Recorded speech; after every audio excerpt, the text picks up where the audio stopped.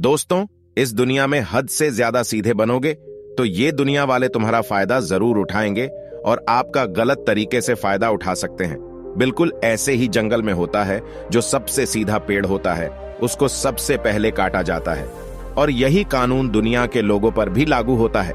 अच्छे भोले लोगों का खूब फायदा उठाया जाता है। अच्छे लोगों को जिंदगी में अनेकों दुखों का सामना करना पड़ता है। दोस्तों, ये कहानी अगर आप पूरी सुन लोगे तो कोई इंसान आपका फायदा नहीं उठा पाएगा और लोगों को उनकी मर्यादा में रखने के लिए खुद को परिस्थिति के अनुसार बदलना सीख जाओगे। एक बार की बात है, गौतम बुद्ध अपने शिष्यों के साथ बैठे थे। उसी समय राजा अजातशत्रु वहां पहुंचे और बुद्ध से कहने लगे, बुद्ध, जब से मैं आपका शिष्य बना हर कोई मेरा शोषण कर रहा है।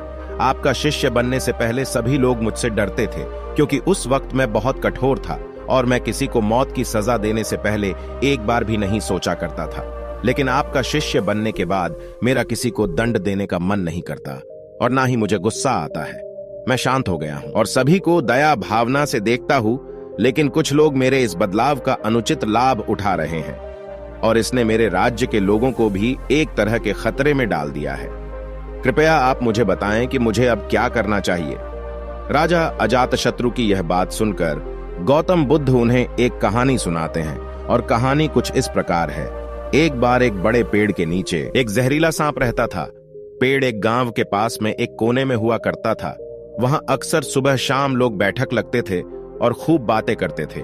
लेकिन जब से उस पेड़ के पास उस सांप को देखा गया, तब से लोगों ने वहां जाना बंद कर दिया। लेकिन कुछ लोग तो जानबूझकर वहां सांप को देखने आया करते और उसे छेड़ा करते। अब उस सांप को जब खतरा महसूस हुआ तो उसमें खुद के बचाव के लिए लोगों पर हमला करना शुरू कर दिया। वह सांप अब अपने क्षेत्र में लोगों का आना भी बर्दाश्त नहीं करता था, जिससे गांव के कई लोगों की जान जाने लगी। इस तरह पेड़ के आसपास जब भी कोई हलचल होती तो सांप वहां आ जाता और हमला कर देता। सांप की दहशत अब पूरे गांव में हो गई। अब लोगों ने बिल्कुल ही उस पेड़ के पास जाना बंद कर दिया। एक दिन एक साधु उस गांव से गुजर रहे थे।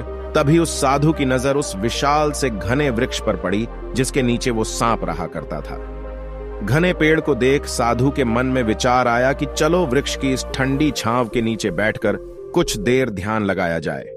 उसी वक्त गांव के कुछ लोग अपनी गाय लेकर घर की ओर जा रहे थे। तभी उन लोगों की नजर जब उस साधु पर पड़ी, जो कि उसी पेड़ की तरफ ही जा रहा था, तभी लोगों ने उस साधु को सांप के बारे में सावधान करते हुए कहा कि आप उस पेड़ के पास मत जाना। वहां एक जहरीला सांप रहता है जो जरा सी हलचल होने पर हमला कर देता है और अब तक कई लोगों को काट भी चुका है। लोगों की यह बातें सुनकर साधु मुस्कुराए और उस पेड़ की तरफ चल पड़े। जगह को थोड़ा साफ करके जैसे ही साधु ध्यान करने के लिए बैठे, तभी सांप हलचल सुनकर साधु के सामने आ पहुंचता है और फूंकारने लगता है। फूंकार की आवाज सुन साधु की आंख खुलती है और वह सांप को देखने लगते हैं। वह सांप की आंखों में देखते हुए एक मंत्र बोलते हैं और मुंह से फूंक मारते हैं। तभी चमत्कारी रूप से वो सांप साधु से बात करने लगा। अब दोनों एक दूसरे की भाषा को समझ सकते थे। सांप साधु से कहता है, हे मनुष्य, क्या तुम मुझसे नहीं डरते? क्या तुम नहीं जानते यह मेरा क्षेत्र है और यहां आने की किसी की हिम्मत नहीं है? साधु ने करुणा से कहा, मित्र, इसमें डरने की क्या बात है?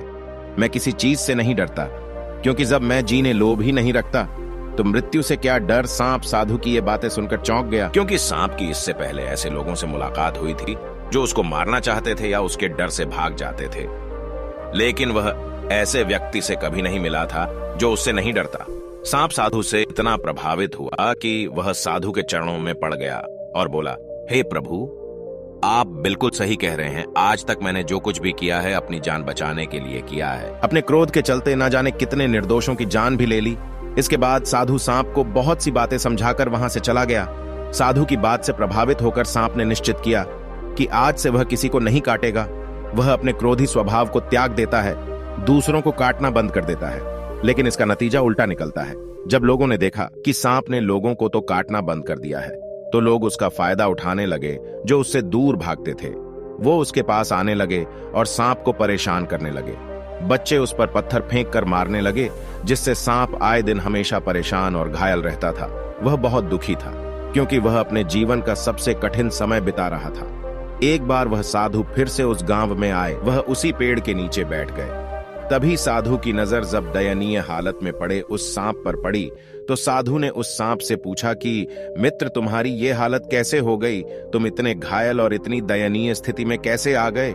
सांप ने कहा, जब से आपने मुझे अपने हिंसक स्वभाव को छोड़ने के लिए कहा, तब से मैंने निश्चय किया कि अब मैं किसी पर हमला नहीं करूंगा। मैंने क्रोध करना छोड़ दिया और शांति को अपना लिया, जिसका नतीजा ये हुआ कि लोग मुझे परेशान करने लगे, दुर्व्यवहार करने लगे। कोई पत्थर से मरता है तो कोई डंडे से पीट कर चला जाता है।